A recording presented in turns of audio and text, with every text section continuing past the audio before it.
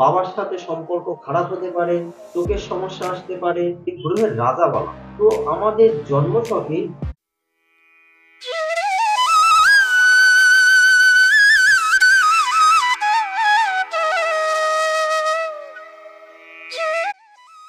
নমস্কার, আমি কৌশিক দাস। জ্যোতিষশাস্ত্র নিউজে আপনাদের স্বাগত জানাই। আমাদের কিছু কিছু বন্ধু কমেন্ট বক্সে জিজ্ঞাসা করছেন যে এটা কোথায়, ফিস কত। তো আমি প্রত্যেকটা ভিডিওর নিচে আমার ডেসক্রিপশনে আমাদের সেন্টারের ফোন নাম্বার দিয়ে দেবো। আপনারা ফোন করলেই জানতে পারবেন যে ফিস কত বা কিভাবে আসতে হবে, এটা কোথায় আছে। এটা হচ্ছে তেতুলিয়া কলেজ গেটের ঠিক বিপরীতে দুধদিতলে। তো বেশি টাইম নষ্ট করব না, চলে যাবো আমাদের আজকের অতিথি। মিস্টার রাকেশ শাস্ত্রী স্যারের কাছে যাব। স্যার নমস্কার। নমস্কার, আমি রাকেশ শাস্ত্রী, জ্যোতিষ কেন্দ্রে আপনাদের সবাইকে স্বাগত। আজ আমি আলোচনা করব রবি গ্রহ। আমাদের জ্যোতিষ শাস্ত্রে রবি গ্রহটাকে গ্রহের রাজা বলা। সমস্ত গ্রহ এই রবি গ্রহ থেকে শক্তি সংগ্রহ। তো আমাদের জন্মছকে রবি গ্রহ যদি ভালো না থাকে তাহলে আমাদের কি কি হতে পারে এবং রবি গ্রহটাকে কিভাবে ভালো করা যায় সেটা নিয়ে আমি আজ আলোচনা। তো আমাদের জন্মছকে যদি রবি গ্রহ ভালো না থাকে তাহলে আমাদের চোখের সমস্যা আসতে পারে, বাবার সাথে সম্পর্ক খারাপ হতে পারে, বা পিতৃয় তুল্য কোনো ব্যক্তির সাথে সম্পর্ক খারাপ হতে পারে, আপনাদের পেটের সমস্যা, গ্যাস অ্যাসিডিটি বাড়তে পারে।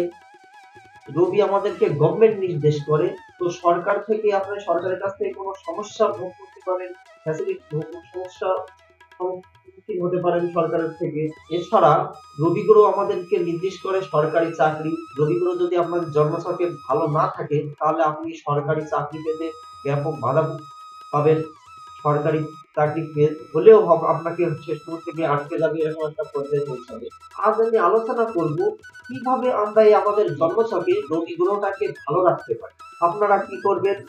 প্রত্যেকদিন করলে তো ভালো, প্রত্যেকদিন যদি আপনাদের অসুবিধা হয় আপনারা রবিবার সকালবেলা ঘুম থেকে উঠে, বিশেষ করে ব্রহ্ম মুহূর্তে উঠে যদি আপনারা সূর্য প্রণাম করতে পারেন বা সূর্যদেবকে অর্ঘ্য দান করতে পারেন, একটা তামার পাত্রে আপনারা একটা লাল জবা ফুল নেবেন, একটু রক্ত চন্দন নেবেন, কিছুটা দ্রব্য নেবেন এবং সূর্যদেবকে আপনারা অর্ঘ্য দান করবেন।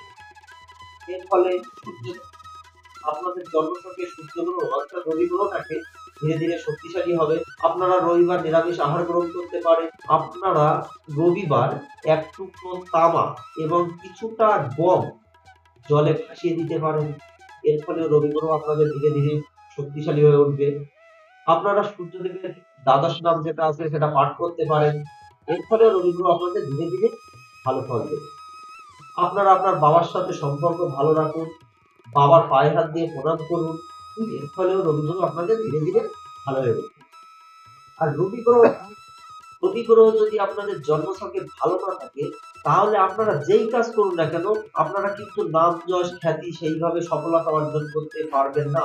সমাজের হাই প্রোফাইল মানে উচ্চ শ্রেণীর মানুষজনের সাথে আপনাদের সম্পর্ক বা যোগাযোগ ব্যবস্থা কিন্তু সেইভাবে ভালো হবে না যদি আপনাদের জন্মছকে রবি গ্রহ ভালো না থাকে।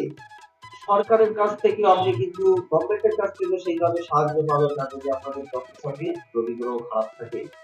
সুতরাং এই টিপস গুলো ফলো করলে আপনাদের রবি গ্রহ ধীরে ধীরে ভালো হয়ে যাবে এবং এই সমস্যা থেকে আপনারা বেরিয়ে আসতে পারবেন।